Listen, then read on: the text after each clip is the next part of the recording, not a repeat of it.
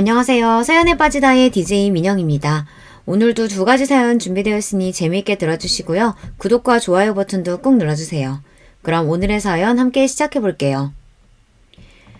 안녕하세요. 구독자 여러분께 제 소개를 먼저 드리고자 합니다. 저는 이 유튜브의 구독자이자 애청자인 30대 여성입니다. 회사를 다니면서 유치원생 딸 하나를 키우며 살고 있는 바쁜 워킹맘이기도 해요. 그렇게 바쁘면서 어떻게 여기에 글을 띄우게 되었냐고요. 세상 널리 알리고 싶은 한 사람의 기막힌 사연이 있어서 이렇게 사연을 올리게 되었어요. 제가 보고 겪은 일이지만 요즘 특정인을 지칭하면 자칫 명예훼손을 당할 수 있다고 들어 이 글에는 가명을 사용하려고 하니 이해해 주시면 좋겠습니다. 대한민국의 평범한 중상층 가정에서 태어난 저는 부모님과 오빠 하나 있는 가족에서 평범하게 자랐습니다. 그나마 공부 하나는 잘하는 축에 들어 남들이 알만한 대학교를 졸업하고 바늘구멍 같은 취업시장을 운 좋게 뚫고 대기업에 당당히 입사했어요. 저는 처진 눈에 순둥하게 생긴 얼굴을 가졌지만 보기와 다르게 강단이 있다는 소리를 많이 듣는 편입니다. 맡은 일은 정확하고 확실히 처리하는 편이고 누군가 저를 조금 막대하거나 함부로 여긴다 싶으면 바로 받아치면서 억울한 일을 당하지 않고 살아왔어요. 대신 생활력과 책임감이 강하고 제가 누군가를 도와주고 지켜주면 지켜줬지 남에게 폐를 끼치고 사는 일은 하지 않는 신주입니다. 그런 저에게 약한 부분이 있다면 바로 얼빠라는 것이죠. 여러분, 얼빠라는 요즘 세대의 말이 있는데요. 어떤 사람의 외모만 보고 무턱대고 좋아하는 사람을 뜻하는 말입니다. 제가 그렇게 예쁘고 잘생긴 사람들만 보면 마음이 스르륵 녹아서 마음이 약해지고는 해요. 그런 탓에 지금껏 만나왔던 남자들이 외모는 좋은데 성격은 별로였던 경우가 많았습니다. 맞습니다. 얼굴만 따지는 제 탓이죠 뭐. 지금의 남편을 만나게 된 계기도 바로 제가 얼빠라서예요. 친구들과 잠실에 있는 놀이공원으로 놀러 간 적이 있었는데요. 놀이기구를 타려고 줄을 서고 있는데 제 앞에 서 있는 남자가 기가 막히게 잘생긴 거 있죠. 저는 두근거리는 마음을 진정할 수 없었고 제가 앞에 남자에게 꽂힌 걸 눈치챈 친구들이 장난스럽게 그 남자에게 말을 걸었습니다. 저기요, 제 친구가 덱한테 정말 뿅 간 것 같은데 어떻게 책임지실 거예요? 저는 얼굴이 시뻘개지고 그 말을 들은 잘생긴 남자도 부끄러워서 어쩔 줄 모르는데 제 여자친구들과 그 남자의 친구들끼리 웃고 난리가 났어요. 친구들이 유쾌하고 외향적인 성격이 많아서 우리들은 놀이공원에서 모두 다 같이 놀며 친해졌습니다. 친구들이 만들어진 기회로 저는 그 잘생긴 남자와 대화를 할 수 있었고 서로를 알아가는 시간을 가지게 되었어요. 저는 올해 30살 된 오진영이라고 합니다. 중소기업에 다니는 회사원이에요. 그쪽은요? 저는 이혜일이라고 해요. 28살이고 지금 대기업에 다니고 있어요. 남자는 저보다 2살 많고 회사와 대학교도 저보다는 떨어졌지만 그런 조건이 저에게는 대수롭지 않았습니다. 수줍음이 많고 점잖은 성격이지만 볼수록 잘생긴 얼굴에 그만 그 남자에게 더 빠져들고 말았어요. 적극적인 제가 그 남자를 리드하며 놀이공원에서 헤어진 뒤로도 자주 만남을 가졌습니다. 잘생긴 남자가 얼굴값 한다는 말이 있죠. 저도 지난 연애사에서 그런 경우를 당한 적이 있었지만 이 남자는 달랐습니다. 만나보니 사람이 의외로 진국이라서 저는 그를 놓치고 싶지 않아 공을 들여가며 잘해주었어요. 이 남자도 적극적이고 지적으로 보이는 제가 좋았다고 하네요. 우리는 연인 관계를 거쳐 결혼 이야기까지 나오는 사이가 되었죠. 남자친구의 조건은 일반적인 시각에서 그렇게 좋지만은 않더군요. 아버지는 어릴 때 사고로 일찍 여의고 남동생과 함께 홀어머니 밑에서 자라왔대요. 지금도 받은 월급 중 일부는 혼자 계시는 어머님 생활비로 드리고 있고 아마 앞으로도 그래야 할 거라고요. 우리 부모님은 자가집도 있고 연금도 다달이 충분히 나와서 자식들에게 의지하실 필요가 없으시죠. 그리고 저도 대기업 다니면서 돈도 열심히 모아서 결혼자금으로 1억 가까이 모았으니 조건은 제가 더 좋아 보였습니다. 그래도 그러면 어떻겠습니까? 제가 이 남자가 너무 좋아서 결혼해서 죽을 때까지 책임지고 싶은걸요. 친정 부모님과 친구들의 만류를 뿌리치면서 저는 결혼을 강행했고 드디어 정식으로 부부가 되었습니다. 시모는 혼자의 몸으로 인천의 전셋집에서 오랫동안 사셨고 앞으로도 그럴 계획이라고 하셨습니다. 아닌 게 아니라 시모는 60대의 연세에도 불구하고 건강해 보이시고 외모도 젊어 보이셔서 혼자 계신 것이 걱정되지 않았습니다. 하지만 그분은 성격이 호락호락한 분은 아니시더군요. 결혼하자마자 저희를 시댁에 불러 앉혀놓고 이렇게 말씀하셨어요. 우리 집안에 네가 들어왔으니 맏며느리 역할은 잘 해야 하는 거 알지? 나처럼 자식들 을지 안 하고 혼자 사는 시모가 어디 흔하겠니? 그러니까 너희가 내 생활비랑 품위 유지비 다 내줘야 한다. 네, 그럼 어머님이 원하시는 금액이 구체적으로 어떻게 되는데요? 아니, 구체적? 원래 진영이 혼자 살 때도 나한테 다달이 60만 원씩은 보냈는데 이제 며느리도 왔고 또 너도 대기업에 다니고 하니 세상에나 저 깜짝 놀랐어요. 남편 월급이 240만 원밖에 안 되는데 그중 4분의 1을 어머님이 받으신 거예요? 그러니까 그이가 돈을 못 모았죠. 진영 씨가 모은 돈이 5천만 원뿐이라 제가 돈 1억 하고 친정에서 빌려주셔서 저희 신혼집 마련한 거잖아요. 시모는 제 말에 꽤 당황하신 것 같았어요. 아니 얘, 시어머니 말 끊지 말고 끝까지 좀 들어라. 상황이 이렇다 보니 전에 받았던 돈 정도는 우리 한국 사회에서 남자가 집해오고 여자가 혼수해야 하는 건데 도리어 우리는 그 반대가 되어버렸으니 어머님이 얼마나 속상하시겠어요. 그러니 앞으로는 저희가 열심히 아끼고 돈 모아서 꼭 집 살게요. 아무리 저희가 돈이 없어도 어머님 용돈으로 매달 60만 원씩은 그대로 드릴게요. 대신에 그 외로 요구하시면 그건 정말 안 되십니다. 저는 눈을 부릅뜨고 단호하게 말씀드렸고 시모는 저에게 혀를 내두르곤 그래 그렇게 해라 하셨어요. 나중에 남편이 저에게 몰래 와서 그러더군요. 여보, 정말 잘했어. 원래는 엄마가 나한테 넌지시 결혼하고 나면 2배로 올려서 120만 원씩 보내라고 하셨었어. 근데 당신이 잘 막아낸 거야. 그 이후에도 시모가 김장하러 와라, 몸이 아프니까 마사지 보내달라, 명절이나 생신도 아닌데 시시콜콜 저를 부르실 때마다 저는 분명히 선을 그었습니다. 좀 냉정해 보일지 모르지만 초반에 그러지 않으면 분명히 며느리인 저를 부려먹고 돈을 달라고 매벌 그러실 분 같았기 때문이에요. 그래도 연말에 보너스가 두둑히 나오면 어머님께 100만 원을 드리거나 해외여행을 보내드리면서 달래드리니 또 저를 미워하지 않고 잘 받아주시더라고요. 시댁에는 시모 말고 아직 결혼 안 한 시동생도 한 분 있는데요.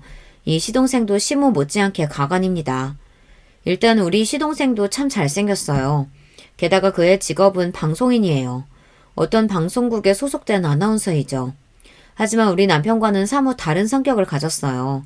일단 외향적이고 말을 참 잘했습니다. 그리고 자신의 욕망을 숨기지 않고 드러내는 사람이었어요.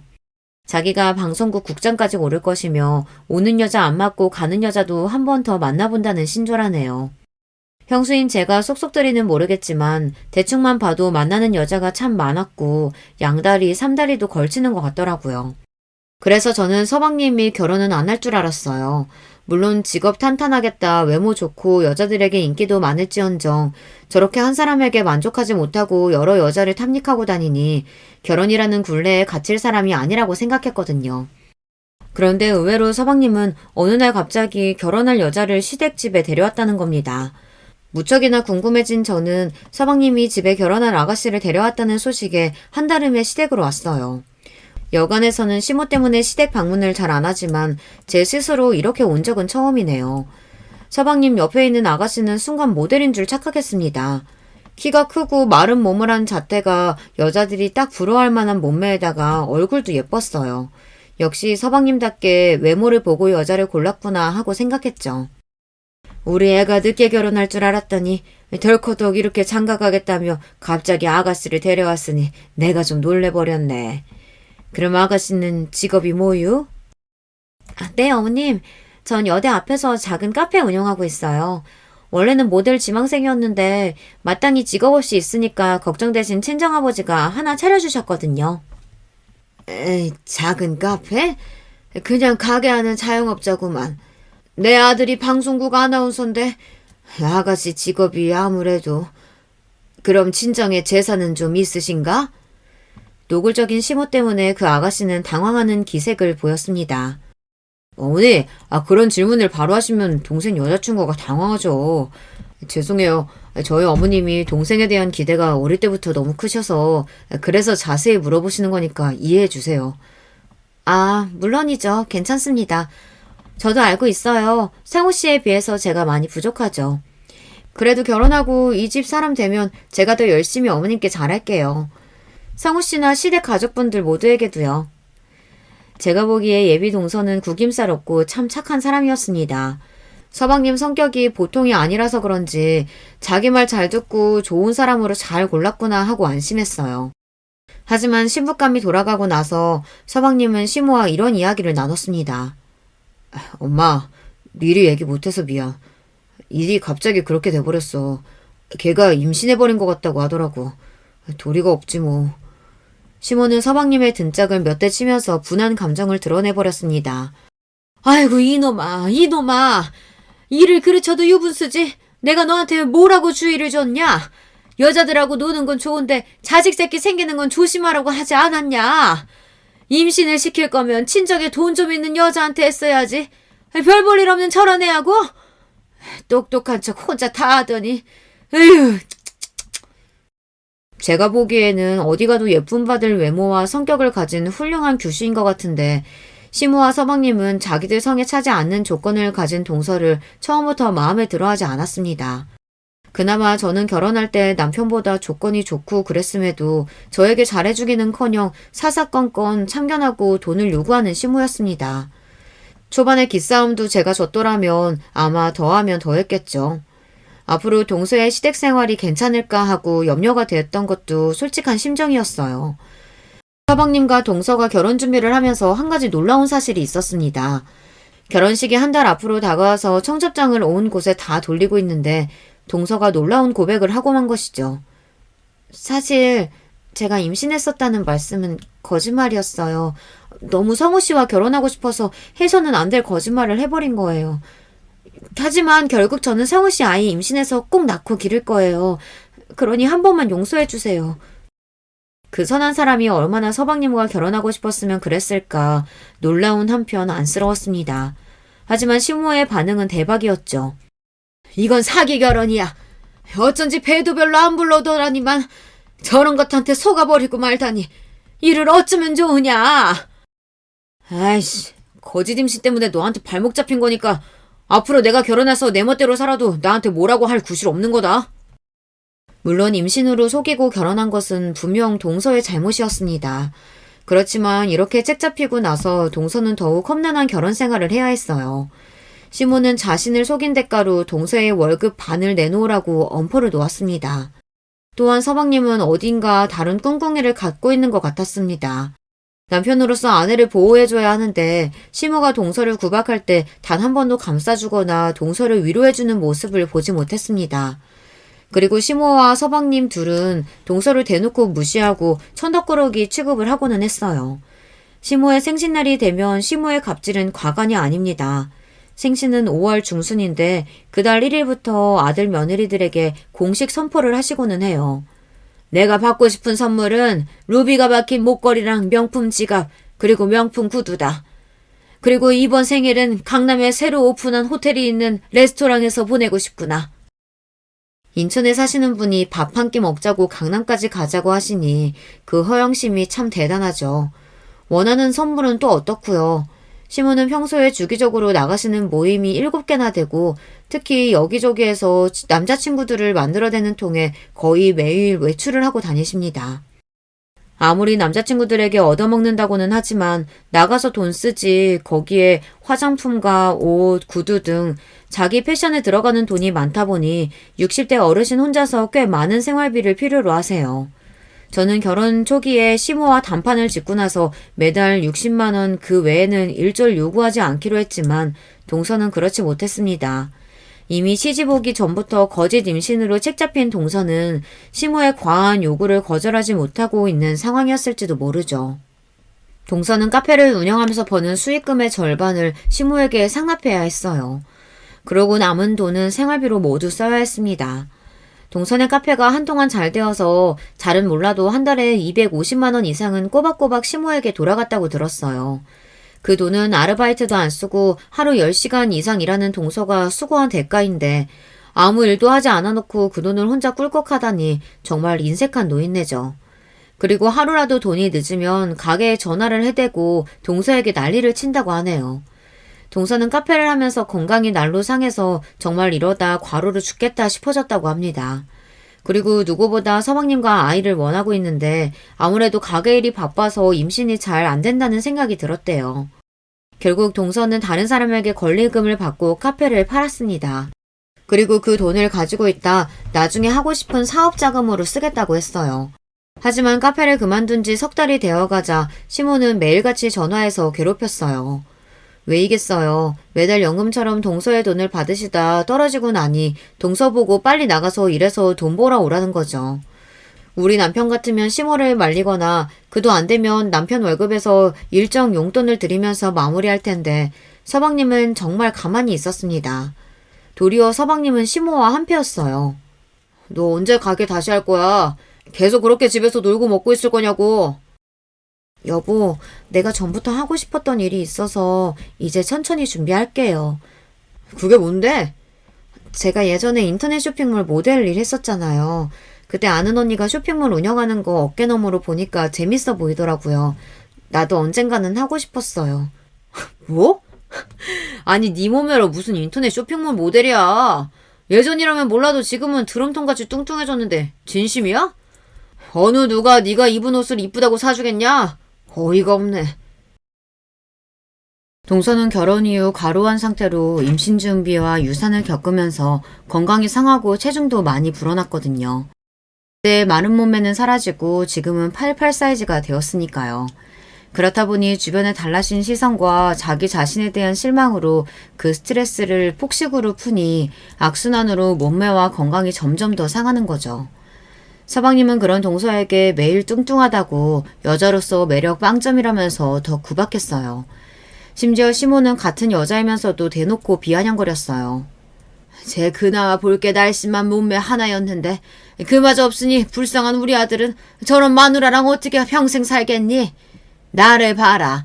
환갑이 넘은 나이에도 이렇게 예쁘고 날씬하잖니? 여자는 자기 관리도 안 하고 퍼져 있으면 그날로 여자 생명 끝이라고 봐야 되는 거야.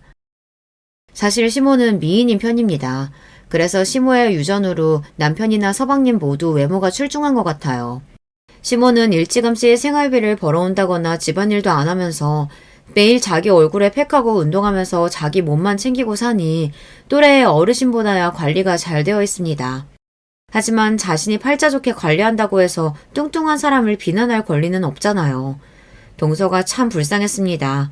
어디 하나 기댈 언덕 없이 남편이나 시모가 다 자기에게서 돈을 뺏고 무시하는 말을 서슴지 않으니까요. 그래서 저라도 동서에게 친한 언니처럼 잘해주고 또 위로해주고 싶었습니다. 동서가 체중이 불어도 원래 미인이라 난 괜찮아 보이던데 동서, 내 생각에는 세상 사람 대부분은 동서 지금의 몸매를 가진 경우가 훨씬 많지 않을까? 왜 모델이 빼빼 마르기만 해야 돼? 평범하거나 체중이 좀 나가는 사람들도 옷은 꼭 필요하고 그들도 패션에 관심 많을 텐데 아예 그런 사람들을 겨냥한 옷을 팔아봐. 동서는 저의 제안을 진지하게 고민했고 정말로 빅사이즈 전문 인터넷 쇼핑몰 사업을 시작했습니다. 초기 사업 자금이 부족하기도 할 것이고 새로운 도전을 시작하는 동서를 응원하고 싶어서 동서의 은행 계좌로 1천만 원을 송금해 주었어요. 형님이 주신 아이디어만으로도 감사한데 어떻게 1,000만 원까지 주셨어요. 저 이 돈 못 받아요. 나 그 돈 그냥 주는 거 아니야. 동서 사업 잘 되면 이자 붙여서 갚아. 내가 따로 모은 쌈짓돈이라서 우리 남편도 아무도 모르니까 비밀로 하고. 알겠지? 동서는 연신 고맙다고 하며 감동을 했어요. 동서의 옷 쇼핑몰은 점차 방문자 수와 주문 수가 늘어나더니 반년이 지나자 매출이 많이 늘어 꽤 장사가 잘 되는 것이었습니다. 동서가 옷 모델로 사진을 찍어 올려놓는데 얼굴이 이쁘고 다리도 긴 것이 확실히 옷태가 좋아 보였어요. 제가 봐도 옷을 사고 싶어지는 그런 쇼핑몰이었습니다. 동서는 어느 주말에 저를 따로 만나자면서 자기네 회사 근처 호텔 레스토랑으로 초대했습니다. 최고급 디너 식사에 비싼 샴페인까지 준비해놓고 동서는 저를 기다리고 있었어요. 나한테 이게 무슨 호사야? 동서, 무슨 좋은 일이라도 있는 거야? 혹시 임신? 임신이면 좋겠지만 형님, 저 그이랑 잠자리 가진 지 2달도 넘었는걸요? 뚱뚱하다고 곁에도 못 오게 하고요. 그렇지만요, 우리 회사가 한 달 매출 1억을 찍었답니다. 동서는 쇼핑몰이 잘 되자 너무 좋아했습니다. 그리고 이것은 다 제 덕분이라며 축하 파티를 함께 하고 싶었다네요. 저는 동서를 진심으로 축하해 주었고 우리는 고급 요리를 먹고 샴페인까지 마시며 파티를 즐겼습니다. 제 친동생이 좋은 대학에 합격한 것만큼이나 동서의 사업 성공에 저도 너무 기뻤답니다. 그렇지만 동서가 한숨을 쉬며 시모에게 수입의 반이나 드릴 것이 좀 아깝다고 하더군요. 동서, 사업 좋은 게 뭐야? 모든 소득을 꼭 시모에게 투명하게 공개할 필요 없지. 어차피 사업에서 얻은 소득이 다 동서 것은 아닐 거 아냐. 맞아요. 아직은 쇼핑몰에 투자할 것도 많아요. 그래서 저는 월급 사장처럼 당분간 수익의 대부분을 사업에 투자하려고요. 그럼 동서의 월급을 얼마로 딱 정해놓고 그거에 반만 드린다고 해. 동서는 좋은 생각이라며 월급 400만 원 중 200만 원만 시모에게 드려도 된다고 좋아했어요. 저 같으면 시모에게 계속 수입의 반을 주는 일을 진짜 그만뒀을 텐데 저것만으로도 만족해하는 해맑은 동서였습니다. 또 식사를 마치고 집으로 돌아오는 길에 동서는 저에게 명품 가방을 선물해 주었어요. 물론 가방 안에는 제가 빌려주었던 1,000만 원이 봉투에 담겨 들어있었고요. 저는 천천히 갚아도 된다고 했지만 결국 동서의 성의를 무시하지 못하고 받고 돌아왔습니다. 동서는 아이를 갖지 못한 슬픔을 사업 성공으로 잊으면서 잘 살고 있는 것처럼 보였습니다. 하지만 이내 동서를 힘들게 하는 일이 생기고 말았어요. 동서가 어렸을 때 친정엄마가 떠나신 뒤로 쭉 친정아버지가 키워주시고 함께 사는 유일한 가족이었대요. 그런데 친정아버지가 위암 말기 판정을 받고 마신 겁니다. 당연히 하나뿐인 자식으로서 동서가 아버지의 병간호를 해야 했죠. 하지만 이런 가슴 아픈 일을 당한 동서에게조차 시모는 막말을 했어요. 원래 살면서 고생하고 복 없는 사람들이 암으로 고생하다 죽는 거라더라. 너도 괜히 곧 돌아가실 아버지 어떻게 해보겠다고 힘쓰지 말고 어서 쇼핑몰 사업에 복귀해라. 부모가 말기 암인데 어떻게 자신도 같은 부모면서 저런 막말을 할 수 있는지 놀라울 뿐이었어요. 게다가 서방님은 장인어른이 병원에 입원해 계시는 동안 딱 2번만 병문안을 다녀왔다고 합니다. 그것도 한 번은 장인어른이 진짜 심각한 상태인지 자기 눈으로 확인하기 위함이었고 2번째는 장인어른이 위기가 찾아와서 유언을 듣기 위해서였어요. 동서지간인 저도 여러 차례 병문안을 했는데 말이죠. 또한 시모는 동서가 물려받을 유산은 없는지 꼼꼼히 살피라며 서방님에게 당부하는 모습을 제 눈으로 목격했어요. 어머님, 정말 해도 해도 너무하세요. 지금 돌아가실 분 두고 유산이나 알아보라고 하는 게 말이 됩니까? 동서네 친정아버지가 저 위층에 계세요. 혹시나 동서나 아버님이 들으시면 어쩌려고요. 네가 뭐라도 된다고 참견질이냐? 넌 신경 쓸 거 없다. 형님, 우리 남편은요. 결혼해서 거의 내내 자기 잘생긴 얼굴만 믿고 바람이나 피고 다녔답니다. 심지어 어떤 때는 방을 따로 얻어서 대학생 여자친구랑 동거하면서 2집 살림까지 차렸더라고요. 제가 그 여자애 떼어내려고 원룸에 찾아가서 그 어린 것하고 싸우고 집을 난장판으로 만들어 놓고 돌아오면서 제 신세가 진짜 철학 맞더라고요. 그런데도 집에 와서 남편에게 제대로 화 한 번 마음껏 내지 못했어요. 왜냐고요? 그 남자는 당연하다네요. 애초에 거짓 임신으로 한 결혼인데 저보고 아내 행세할 권리 없다고요. 그리고 뚱뚱해진 제가 꼴도 보기 싫어서 밖에 나가서 욕구 푸는데 뭐가 잘못이냐고 오히려 저에게 묻더군요. 저는 할 말을 잃고 그 사람이 바람피고 다니는 거 알면서도 아내로서 아무것도 하지 못했어요. 저 정말 등신 같죠? 아니야, 동서. 동서가 너무 물렁하게 구니까 그걸 알고 이용해 먹는 거야, 그놈. 동서가 세게 나가야 해. 알겠지? 그리고 다음날 동서는 저에게 찾아왔어요. 얼마나 울었는지 잔뜩 부은 눈과 상해버린 얼굴을 하고서 말이죠. 제가 어제 남편에게 만나던 여자들 정리하라고 그러지 않으면 저도 법으로든 무엇으로든 가만히 있지 않겠다고 엄포를 놓았어요. 그랬더니 그 남자가 깔끔히 이혼하자고 하네요. 저는 평생토록 나는 당신 아내로 남을 거고 절대 이혼하지 않겠다고 버텼어요. 그랬더니 남편이 제 뺨까지... 남편이 바람피고 도리어 이혼까지 하는데 아내로서 이렇게 당하기만 하면서 사는 동서가 가련했습니다. 하지만 동서는 자신의 기구한 삶을 감내하고 참으면서 살았죠. 그렇지만 저는 한 통의 전화를 받고 충격으로 핸드폰을 떨어뜨리고 말았습니다. 그것은 동서가 회사에서 목숨을 끊었다는 믿을 수 없는 소식이었어요. 그 소식을 듣자마자 저는 장례식장으로 달려갔습니다. 동서가 활짝 웃고 있는 영정사진 앞에서 얼마 동안 목 놓아 울었는지 모릅니다. 남편에게 사랑받지 못하고 시모에게 괴롭힘만 받다가 얼마나 괴로웠으면 제 손으로. 하도 울어서 황망한 마음으로 동서의 영정사진을 바라보며 기대어 있었습니다. 하지만 저보다 훨씬 늦게서야 서방님이 시모와 함께 장례식장에 나타난 거예요. 아니, 남편이라는 작자가 지금에서야 자기 아내 장례식장에 와요? 그리고 어머님도 그러시는 거 아니에요. 동서가 지금 누구 때문에 이렇게 독한 마음 먹고 세상을 뜬 건데요. 형수님이 뭐라고 우리한테. 뭐 그 사람 친언니라도 돼요? 제 쓸데없는 오지랖은 알아줘야 해. 예, 손님들 계신데 조용히 해라. 마치 우리 때문에 둘째 며느리가 그렇게 되었다고 누가 들으면 오해할라. 찾아온 손님들 앞에서 슬픈 척 천연덕스럽게 연기하면서 뒤로는 휘죽대고 웃는 서방님과 시모를 보았어요.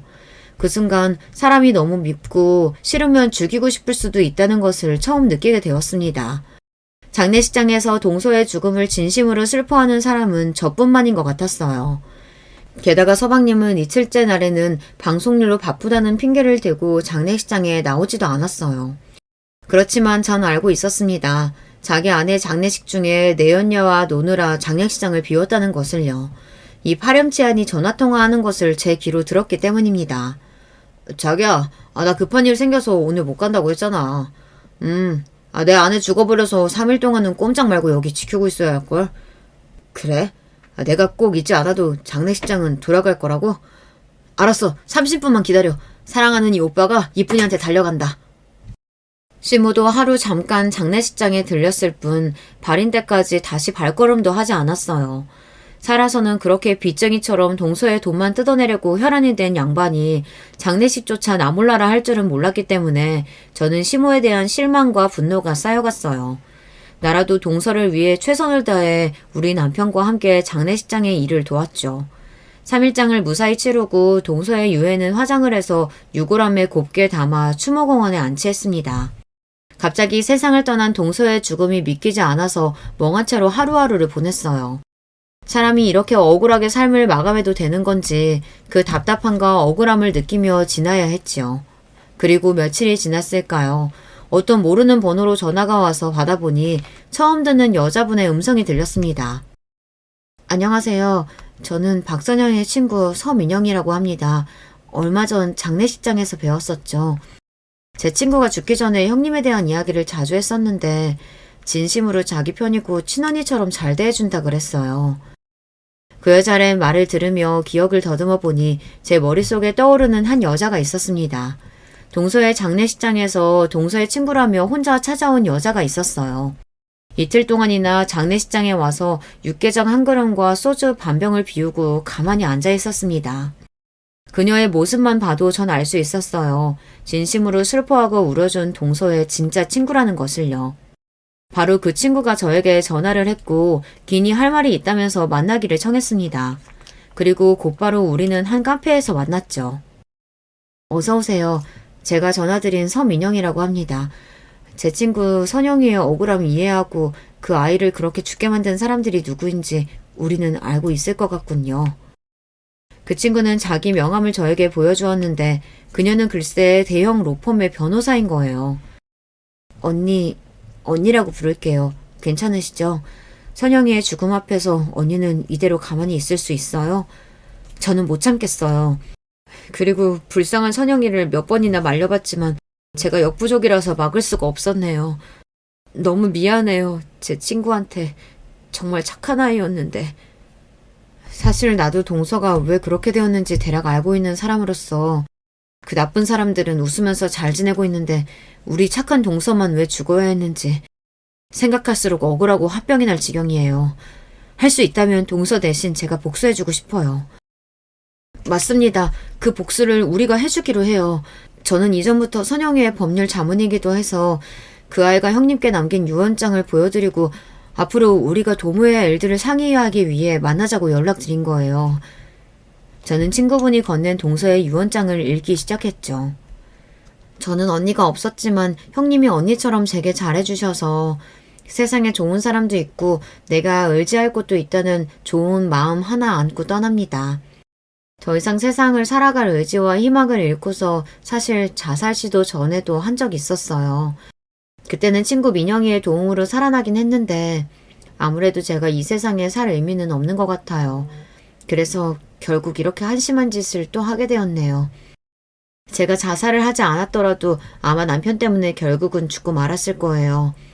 그 남자는 아내인 저를 두고도 대놓고 다른 여자들을 만나고 다니면서 정신적으로 저를 죽였습니다. 그리고 어느 순간 제 도장을 이용해서 몰래 사망보험을 들어놓고 저를 죽일 계획까지 하고 있었던 거예요. 최근 들어 제 몸이 안 좋아지면서 사업 정리하려고 하자 시모와 남편은 제가 이용 가치가 떨어졌다고 생각한 모양이에요. 시모는 제게 문자나 전화로 자식도 못 낳는 네가 돈도 안 벌면 뭐하러 내 아들 옆에 살아있냐. 그냥 죽어라 죽어. 이렇게 심한 막말까지 서슴지 않았어요. 피로가 극심해서 일을 쉬고 집에서 시체처럼 퍼져 있는데도 피로가 풀리지 않고 상처도 잘 낫지 않는 등 제 건강이 이상한다는 것을 느끼고 병원에 가서 검사를 했어요. 검사 결과 제가 비소 중독에 걸려있다는 것입니다. 자기 전에 차 마시는 제 습관을 알고서 남편이 거기에 비소 독을 조금씩 탔던 모양이에요. 저와 사랑했던 사이였고 결혼까지 했던 남자가 이제는 제가 필요 없다고 천천히 독살하려고 했다는 속셈을 알고 충격을 받고 말았어요. 남편이 전부터 새 여자친구와 결혼하는데 제가 걸리적거린다는 말을 해왔는데 그것이 진심이었다는 것을 깨닫고 바로 이혼 서류에 도장 찍고 집에서 나왔습니다. 갈 곳 없는 저는 그동안 문 닫은 회사에서 사발면만 먹고 자고 지냈어요. 정신의학과 치료도 받아보고 했지만 저의 머릿속에는 시모와 남편이 외쳤던 말이 울려 퍼지고 있었어요. 죽어라 죽어. 난 살 가치도 없다. 결국 못난 선택을 하고야만 저를 용서해 주세요. 그동안 회사에서 얻은 수익금으로 서울에 있는 건물 하나를 샀습니다. 그 건물 월세 받으면서 남편이랑 시모 모시고 형님께도 나눠드리면서 오순도순 살고 싶었지만 그 많은 재산이 무슨 소용이겠어요. 제가 세상에서 믿을 분은 형님뿐이니 그 건물은 형님께서 맡아주세요. 그리고 한마는 제 인생 위에 유용하게 써주시리라 믿어요. 이만 안녕히. 얼마나 외롭고 힘들었으면 극단적인 선택을 하고야 말았을지 동서의 절절한 사정을 알고 나니 더욱 가슴 아팠습니다. 동서의 친구인 변호사와 저는 합심해서 동서의 복수를 해주기로 결심했습니다. 저는 시댁에 서방님이 방문한 날 쳐들어갔습니다. 우리 동서 죽인 주인공 둘이서 또 무슨 작당 모의 중인지 모르겠네요. 서방님은 아내 상중인데도 너무 희희낙낙하시네요. 어차피 돈도 못 벌고 우울증이나 앓다가 가네다. 그렇게 의지가 없어서야. 차라리 잘 됐지 뭐니. 우리 아들 젊을 때 스스로 사라져줬으니. 우리 동서는 쇼핑몰 대박 사업가고 큰돈 벌어서 서울에 100억 넘는 건물도 가진 부자였는데요. 동서가 나한테 유산으로 물려줬어요. 뭐? 쇼핑몰 인수금액이 그렇게나 컸다고? 서울에 있는 100억대 건물? 그럴 리가 없어. 그 여자 쇼핑몰에서 집에 가져오는 돈이 300만 원도 안 됐는데 어떻게 그런 일이 있을 수가 있어. 형수님 지금 다 열받으라고 거짓말하는 거죠? 궁금하면 건물 등기부 보여줄 테니 조사해 보던가. 아내 귀한지 모르고 구박하고 업신여기더니 꼴 좋다. 황금알을 낳는 거위를 네 손으로 쫓아낸 격이야. 어떻게 그런 짓까지 했어? 동서를 독살까지 하려고 했다면서. 그깟 생명보험금 5억 때문에. 우리 동서는 100억이 넘는 가치의 여자였다고. 그 양큼한 년. 곰 같은 줄 알았더니 상여우였네. 제 회사가 그렇게 잘 나가는 거면 시부모, 지 남편, 자식 식구부터 챙겨야지. 생판 남인 큰며느리한테 그걸 다. 아이고 아까워라 그 돈. 아이고 그 건물. 아직도 반성하지 못하고 동서의 재산만 노리고 있는 서방님과 시모를 보고 나니 말로 훈계할 일이 아니라는 생각이 들었습니다. 그들에게 제대로 죗값을 치르도록 해주겠다고요. 내가 아내를 죽이려고 했다고? 형수가 어쩔 건데? 내가 아내 독살했다는 증거라도 있어? 이미 걔는 죽어서 몸뚱아리 화장까지 했는데 무슨 수로 증거를 찾겠어? 그래. 물론 법적으로는 지금 그걸 증명할 방법은 없지. 그렇지만 난 너를 파멸시킬 수 있다고. 저는 동서가 비소 중독에 걸렸던 병원 검사 결과를 사진 찍어 함께 올린 장문의 글을 인터넷에 쓰기 시작했어요. 제목은 L 방송사 모 아나운서의 천인공노할 짓을 고발합니다. 라고요. 실명을 밝히게 된다면 저도 명예훼손이 될 수 있다고 하더군요. 짐승 같은 짓을 하고도 겉으로는 지적인 척 행세하고 다니는 모 아나운서에 대해 그 잘못을 알리지 않는다면 또 다른 피해자를 낳을 수 있다고 생각해 알립니다. 저는 피해자의 가족이며 그 피해자는 바로 모 아나운서의 전 부인입니다. 그 아나운서는 허구한 날 바람을 피고 다녔습니다. 특히 공인이라는 자신의 위치를 이용해서 세상 물정 모르는 여리고 예쁜 연예인, 아나운서, 지망생을 건드렸으니 더 악하죠. 그들에게서 본인이 원하는 것을 취한 뒤 버려버리는 수법으로 자주 여자를 갈아치웠습니다. 이미 결혼한 유부남인 말입니다. 그의 아내는 이 사실을 모를 리 없습니다. 이 나쁜 놈은 아내에게 뻔뻔하게 자신이 바람피는 사실을 숨기지도 않고 도리어 아내에게 인신공격을 해댔으니까요. 임신 시도와 유산으로 몸이 망가져서 급격히 살이 찐 아내에게 돼지년이라고 욕하고 그런 아내 때문이라고 자신의 바람을 정당화했습니다.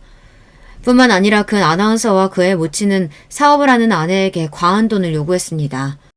그리고 어린 여자친구와 재혼하겠다며 아내에게 이혼을 요구했으나 그 요구를 들어주지 않자 손찌검까지 하는 상황에 이르렀습니다. 여러분, 이 아나운서의 악행은 이뿐이 아닙니다. 그랬다면 저도 이렇게 공론화까지 하지 않습니다. 제가 알리고 싶은 것은 그는 살인이라는 범죄를 저질렀음에도 아무 처벌을 받을 수 없기 때문입니다.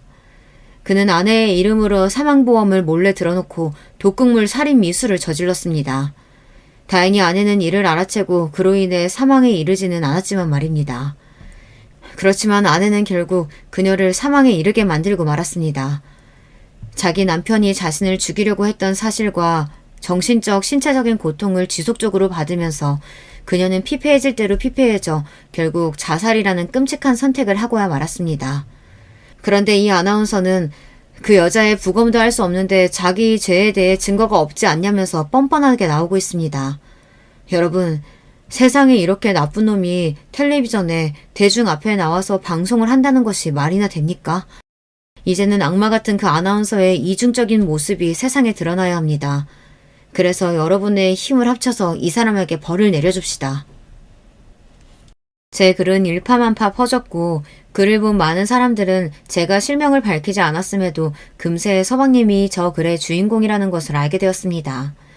이 소식을 접한 서방님 방송사에서는 곧바로 정직 처분을 내리더니 이후 긴급회의를 거쳐서 불명예스럽게 퇴사 요구를 했습니다. 뿐만 아니라 자기 방송사의 이미지를 실추시켰다는 이유로 손해배상 소송을 서방님에게 걸었습니다. 서방님은 퇴사하고 나오는 길에 큰 모욕을 받아야 했습니다. 함께 웃고 지냈던 동료들은 싸늘한 시선으로 거들떠도 안 보고 심지어 서방님 자리에 쓰레기를 던져댔습니다. 사실 저는 그놈의 불명예스러운 말로를 직접 목격하고 싶어서 그 방송사 로비에서 지켜보고 있었습니다. 자기 짐을 챙겨 나오는 서방님에게 저는 비웃음을 날려주었죠. 꿀 좋다. 뭐? 네가 한 짓을 증명할 수 없을 거라고? 이제 네 짓거리는 하늘이 알고 세상이 다 알게 되었어.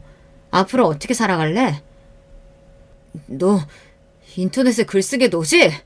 왜 나한테만 뭐라고 하냐고. 아내 생명보험 타게 죽이라고 독살 방법 알려준 것도 우리 엄마야. 사업하는 아내한테 돈 타내라고 옆에서 부추긴 것도 다 우리 엄마가 한 건데 왜 나한테만 다들 이러냐고. 아이씨, 억울해 미치겠네. 정말 놀랄 이야기였습니다. 지금까지 모두 서방님이 한 짓인 줄 알았는데 그 배후에는 심호가 있었던 거예요. 그리고 서방님은 잡아 죽일 듯이 저에게 달려들었어요. 이 썩을 년, 너는 무사할 줄 알아? 그때였습니다. 어떻게 한 것인지 방송사 앞에 찾아온 광분한 시민들이 서방님을 알아보고는 달걀을 투척하고 욕을 했습니다. 너 같은 놈은 사람도 아니야. 앞으로는 평생 욕먹고 고통당해야 돼. 착한 조광재철 그렇게 죽게 만들어? 앞으로 우리가 너 지켜볼 거야. 너는 사회생활도 결혼도 못하게 만들어줄 거다. 성난 시민들에게 수모를 당한 서방님은 무슨 일이라도 당할까 급히 자기 차에 타고 도망갔습니다. 아, 시모가 그런 짓을 했다니 시모를 더욱 용서할 수 없었습니다. 곧바로 동서의 친구에게 이 사실을 알리고 시모에게 경악할 복수를 시작했어요. 시모는 젊었을 때부터 남자친구가 늘 있었다고 대놓고 말했습니다. 남편을 일찍 상처해서 혼자 된 몸으로 남자를 만나는 것 자체가 무슨 흠이겠습니까? 하지만 이 남자 저 남자 다 흘리고 다닌 통에 환양여다, 남자라면 사죽을 못 쓰는 가부다 해가며 동네에 소문이 날 정도였어요. 그래서 시모는 물론이고 남편과 서방님까지도 그런 여자의 자식이라면 물건 안 판다고 거부하는 동네 상인 여사장들도 있었다니까요. 그래서 남편은 그런 엄마가 어릴 때부터 무척 부끄럽고 여자에 대한 안 좋은 선입견이 있었다고 저에게 고백한 적이 있습니다. 시모는 이 동네에서 남자 문제로 분란이 생기면 바로 다른 동네로 이사를 가는 등 어디 한 곳에 정착하지 못하고 자주 이사를 다녔다고 하네요. 이렇듯 시모의 심한 남성 편력은 지금도 변함없습니다. 자기가 하는 모임이 등산 모임부터 해서 7개나 된다고 왕성한 활동을 자랑하곤 하지만 실은 모두 그런 모임에서 어떤 남자 하나 물어볼까 하는 의도가 다분하죠.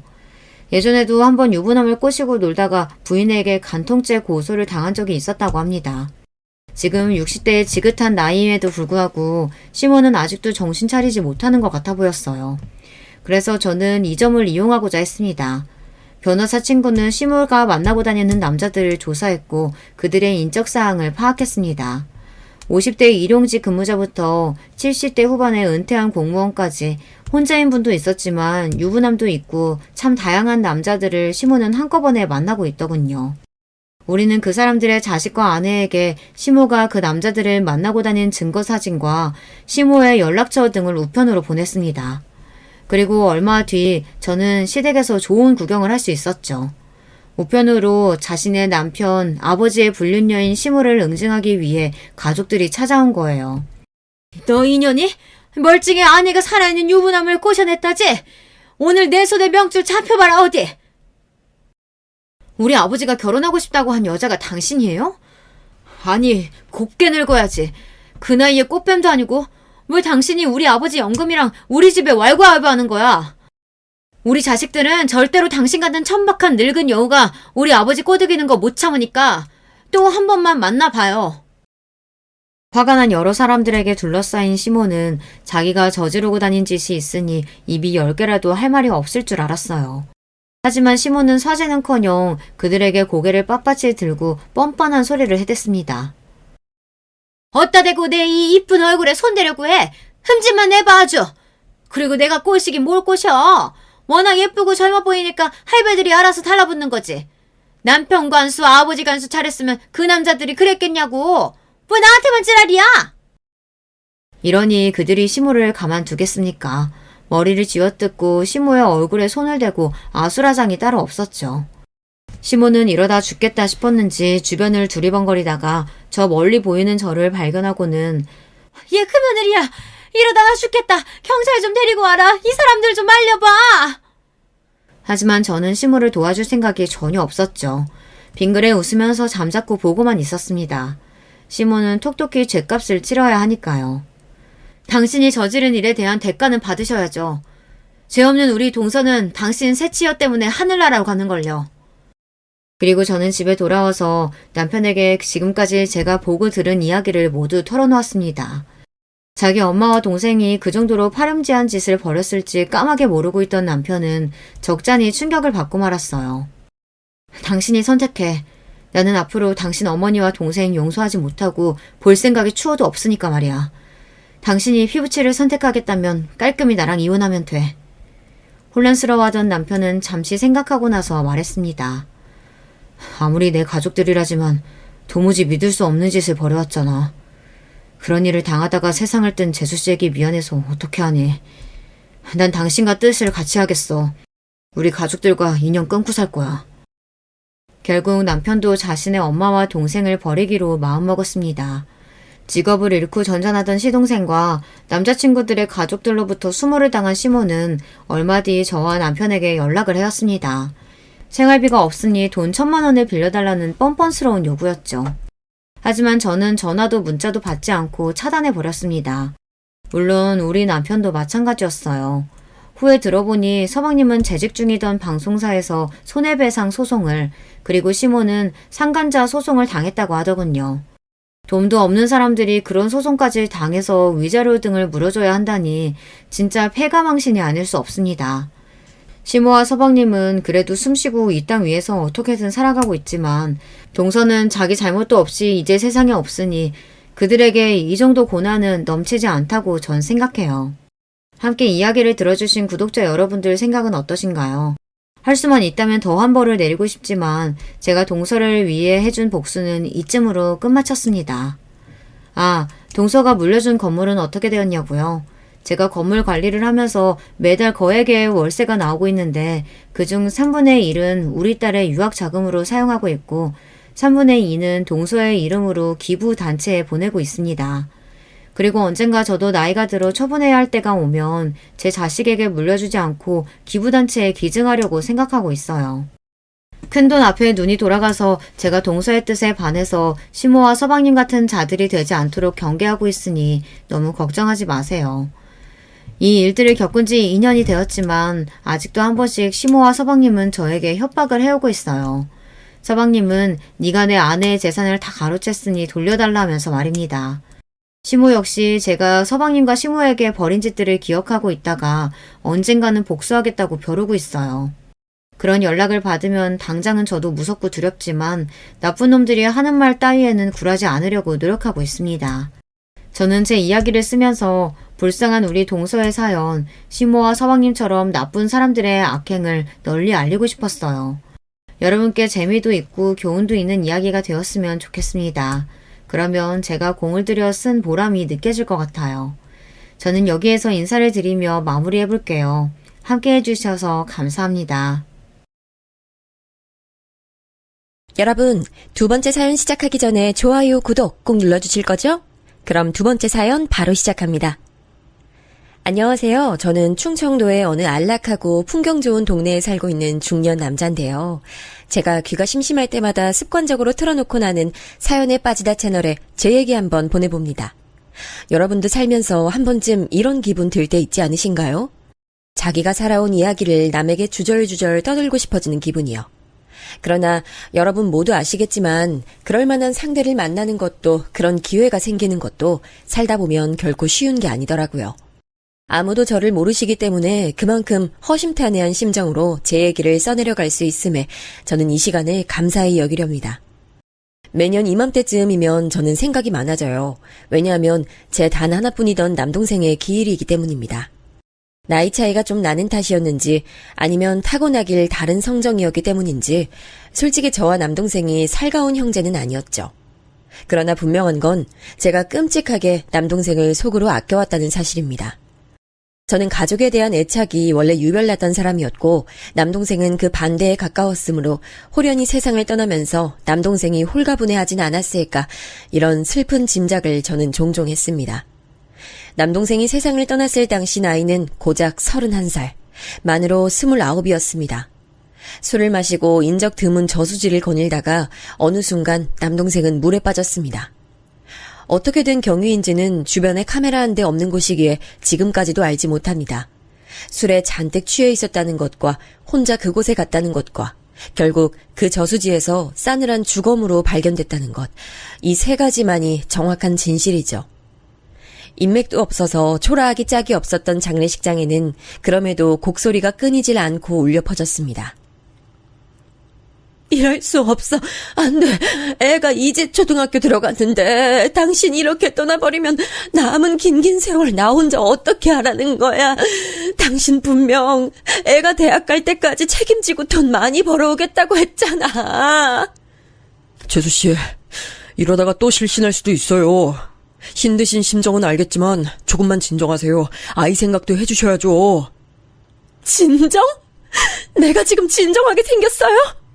돈 많이 벌어오겠다더니 그 말 지키지 못할 것 같으니까, 지킨 적 없으니까, 그게 스스로도 창피하고 현실이 무서워서 그 사람 스스로 세상 떠난 거예요.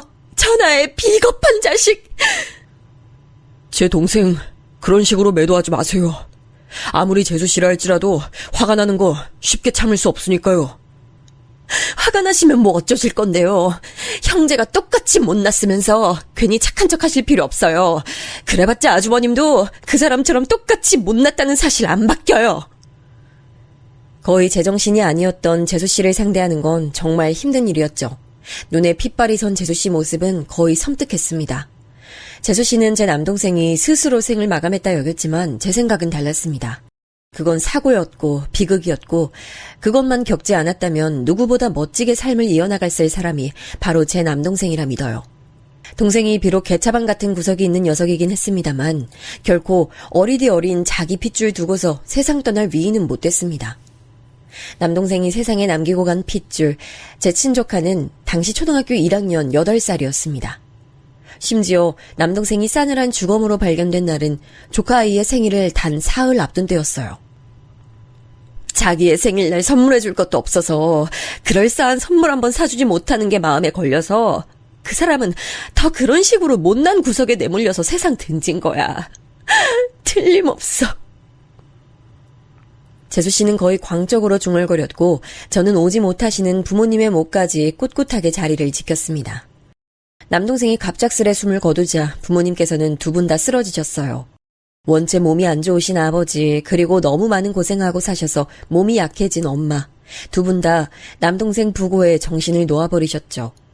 간신히 정신 차리고 현실 파악하셨던 엄마께서는 어디서 그런 힘이 나셨는지 갑자기 엄청난 괴력으로 재수씨의 멱살을 잡아 흔들기도 했습니다. 이게 다 너 때문이야. 애초에 너 같은 불길한 거 받아주는 게 아니었는데 대체 왜 내 아들이 뭘 그렇게 잘못했다고 너 때문에 세상을 떠나야 되는 거야? 너 지금 당장 내 아들 돌려내. 불쌍하고 가엾은 내 아들 살려내라고. 왜 저한테 이러세요, 어머님? 원래 그 사람 불행한 인생이었고 행복한 적도 없었어요. 그런 아들 낳아놓으시고 키워놓으시고 다 하셨으면서 왜 저한테 책임 전가하세요? 그 사람 혹시 어머님처럼 부족한 부모 만난 게 너무 싫어서 비건하다가 홧김에 세상 등진 건 아닐까 싶은데요. 그 두 사람은 남동생의 죽음으로 각자 기력이 다 빠져있던 상태였음에도 그때 서로의 머리채를 잡아뜯고 뺨을 때리고 발길질을 날리고 정말 난리도 아니었습니다. 태어나서 엄마의 그런 모습은 처음 봐서 적잖이 놀랐고요. 오로지 분노만 남아있는 재수씨 모습을 보며 모골이 송연해졌습니다. 남동생이 모든 절자 끝에 영면에 든 이후 재수씨는 넋이 빠져 있었어요. 창백하다 못해 핏기가 아예 싹 가신 얼굴로 조용히 눈물만 흘리며 지냈고 현실을 받아들이기 어려워했습니다. 하루에도 몇 번씩 남동생을 원망했다가 저주했다가 용서했다가 이런 과정을 반복하는 것 같더라고요. 사실 저는 남동생이 세상 떠나기 이전까진 재수씨의 휴대폰 번호도 못 알았습니다. 그 정도로 전혀 가깝지 않은 사이였고요. 그래서 조카하고도 간신히 안면만 있는 정도였으나 저도 모르게 조카가 걱정돼서 자꾸만 챙기고 싶어졌어요. 이 아이가 우리 집안의 핏줄이고 남동생 분신이기도 한데 잘 자라주기만 한다면 시리에 빠지신 부모님도 회복하시지 않을까? 저는 그런 생각으로 없는 형편과 양호하지 못한 건강 상태를 안고도 아이가 좋아할 만한 먹거리를 종종 사서 보내줬습니다. 재수씨가 어떻게 해서든 마음을 추스르길 바랐어요. 아이와 잘 살아가길 바랐고 당장 지금만 죽도록 힘든 것이지 시간이 흐르면 아이와 함께 어떻게든 씩씩하게 살게 될 거라고 믿어 의심치 않았습니다. 전혀 다른 결과가 저를 기다리고 있을 줄도 모르고 감히 오만한 짐작을 했죠. 예상이 충분히 가시겠지만 저희는 집이 무척 가난했습니다.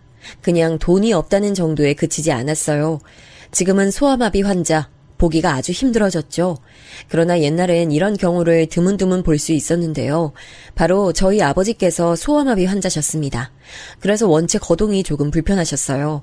가난한 집안에서 소아마비 환자로 태어나셨던 것 자체가 아주 냉정하게 표현해보자면 남들보다 인생의 출발선이 상당히 뒤에 그어져 있었던 것이죠.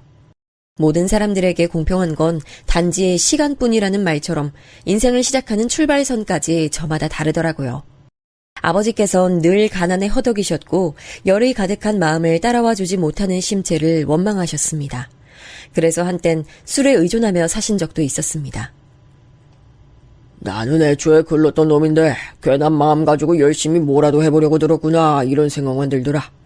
나하고 나이 비슷한 놈들이 아르바이트인지 나부랭인지 하는 일만으로도 나보다 더 많이 벌고 즐겁게 활동적으로 사는 모습이 확 눈에 들어왔을 때부터였나 많이 비관적이 됐지. 한번 우울해지니까 사람이 끝도 없어. 그래도 네 엄마 만나서 그나마 사람 굿이라고 잔 거야. 엄마께선 식당 일 하시다가 아버지를 만나셨어요. 그곳에 아버지께서 손님으로 온 것은 아니셨고 소주 공병 같은 것들을 받아가려고 종종 들르셨는데 그러면서 엄마와 안면을 트게 됐고 좋은 사이로 발전했대요. 외가 쪽도 경제적 사정이 쭉 좋지 못한 집안이었어요. 그 후로는 운마저 계속 안 따라줘서 쭉 어렵게 사셨죠. 4남매 중에 둘째인 엄마께선 일찍이 생활력이 강하셨다고 해요. 지질하게 가난한데 남한테 발등까지 찍혀가며 사는 우리 집 돌아가는 꼬라지 보면 그래 솔직히 하루에도 12번씩 모든 걸 저버리고 도망가고 싶은 마음뿐이었어. 근데 네 외삼촌 타고난 머리가 영특해서 분명히 학업을 이어갔다면 잘했을 위인이거든. 그런 오라비가 가족들 위해서 얼굴에 시커멓게 지저분한 먼지 다 묻혀가면서 밖에서 일하고 귀가하시는 거 볼 때마다 내가 마음 다 잡았지.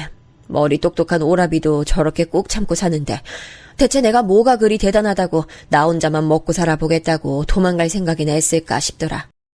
가족들 위해서 안 해본 거 없이 살았는데 어느 날 나 못지않게 처절한 사람이 눈에 들어온 거 아니겠어? 참, 인연이란 게 대체 뭔지. 힘든 조건에서도 비록 방황을 오래 하셨지만 삶을 단 한순간도 포기한 적 없으신 아버지와 삶에 대한 애착이 강하신 엄마를 보며 저는 두 분께 존경할 만한 점이 있다고 생각했어요. 주위에서는 저를 두고 비웃음을 표출하기도 했죠. 너는 부모로부터 나쁜 유전자 물려받아 불행하게 인생 시작한 주제에 자기 부모 생각하고 아끼는 마음은 되게 기특할 정도더라. 부모님 안 존경하는 자식이 세상에 어디 있어. 부모님 존경하는 건 당연한 거야. 이런 걸 두고 말 못되게 하지 마라. 그런 거 다 전부 너한테 돌아가는 거야. 대단한 선비님 납치셨네. 난 너 같은 놈들이 세상에서 제일 불쌍해. 아무것도 가진 것도 잘난 것도 없고 오히려 부족하고 나쁜 것만 가지고 있어서 이미 태어날 때부터 인생의 패배자 확정인데 이건 자기 처지가 얼마나 심각한지도 몰라. 그런 생각을 할 수 있는 두뇌, 지능마저 물려받지 못했기 때문이지. 그 언젠가 친구라도 칭하기도 싫은 어떤 녀석이 제게 그런 소리를 했었는데 당시에 아무렇지도 않은 척 대꾸했지만 속은 문드러졌습니다. 남들이 보기에 저희 가족이 얼마나 구질구질하고 열악한 것인지 적나라하게 체감이 됐으니까요. 또한 부모님을 존경하지 않는 자식이 바로 제 곁에 늘 있었으므로 안타깝고 답답한 마음을 담아서 그런 말을 제가 했었던 것이죠. 그건 다름 아닌 제 남동생이었습니다. 선천적으로 기관지가 약하고 자율대사가 떨어지는 저와는 다르게 건강한 신체를 타고났음에도 남동생은 늘 비관적이었어요. 가난하고 못 배워먹었고 늘 비루하다며 저희 가족을 너무나 싫어했습니다. 본인이 가족임에도 말이지요. 형, 내가 사춘기 지나면서부터 매일 하루도 빠짐없이 한 생각이 뭔 줄 알아? 세상은 참 더럽게 불공평하다는 거야. 우리 가족에겐 아무것도 주지 않았잖아. 굳이 내가 열심히 살아봤자 뭘 하겠나 싶은 생각부터 들더라. 나보다 출발선이 훨씬 앞에 그어져 있는 놈들은 인생 편하게 사는데 난 왜 아등바등하면서 살아야 돼? 똑같은 인간이고 같은 사회를 살아가는데 왜 이딴 차이가 있어야 되는 거야? 이럴 바엔 아무것도 시작 안 하는 게 가장 나아. 그게 제일 손해 안 보는 길이야. 이를 갈면서 어느 날 제게 그런 말을 해왔던 남동생은 당시 18이었습니다. 그런데 눈에 분노와 좌절과 절망이 가득했죠. 저는 선천적으로 건강하지 못해 빌빌거리며 지냈지만 그래서 한때는 건강한 남동생이 너무 부럽기도 했었지만 이런 저랑은 다르게 남동생도 자기만의 고충이 있었을 겁니다. 오히려 저보다 힘들고 괴로운 학창시절을 보냈을 테지요. 저희 형제는 슬프고 불운하게도 환경도 따라주지 않는 것에 이어서 공부머리까지 없었던 모양이에요. 외삼촌께서는 공부 쪽 두뇌를 가지고 계셨다는데 그 유전자는 대체 어디로 이어지는 건지 그분만 돌연변이었는지 이런 실없는 생각으로 씁쓸해 본 적도 있네요. 성인이 된 남동생은 불과 몇 달 만에 웬 이상한 여자하고 살림 차리겠다고 큰 소리를 쳐댔습니다. 나 이제 이 여자하고 같이 살 거야. 결혼식 올릴 돈도 없고 부를 사람도 없으니까 그건 생략할 거고 그냥 서로의 진심만 보면서 같이 살아보려고 해. 너 미쳤어? 알게 된 지 한 달도 안 된 어디서 뭐하던 여자인지도 모르는데 살림을 차려서 같이 살겠다고? 네가 무슨 말을 뱉고 있는지 스스로 인지가 되기나 해? 형은 왜 그렇게 화를 내? 월세방 구할 돈이 형 주머니에서 나오는 것도 아니잖아. 난 아버지랑 엄마한테만 허락받고 돈 받으면 돼. 그럴 돈이 두 분께 어디에 있다고 그래? 너 제발 정신 좀 차려! 아무래도 유흥 쪽을 전전한 것 같은 여자로 보였는데 심지어 남동생보다 6살이 더 많았죠. 충동에 사로잡힌 남동생을 무슨 수로 말리나 싶어 망연자실했는데 그걸 이뤄낸 건 엄마도 아니고 아버지였습니다. 한때 술에 빠져 사셨다는 경험담처럼 아버지는 술과 가까우신 분이었는데요. 남동생이 말도 안 되게 우기는 것에 속이 상하셨는지 술을 잔뜩 드셔가지고선 남동생에게 일가를 터뜨리셨어요. 어디 말도 안 되는 짓거리 하겠다고 목소리를 높여! 그렇게 키운 적도 없건만 늘 엇나가지! 늘! 언제나! 아버지는 왜 저한테만 맨날 화를 내세요? 아버지야말로 잘하신 거 하나도 없잖아요. 비루하게 태어나셔서 구질하게 살고 계시면 본인만 계속 그렇게 살다가 편하게 떠나시면 되는데 자식들은 왜 낳으셨어요? 저는 태어나고 싶지도 않았는데 태어나는 바람에 항상 고통 속에서 살아가고 있다고요. 살아온 모든 순간이 고통이었고 제 마음을 이해해주는 상대를 만나서 같이 살겠다는데 이것마저 회방 놓으시려고요? 아버지가 제 인생에 그럼 해주시는 게 뭐고 도움이 되는 게 뭐예요 도대체?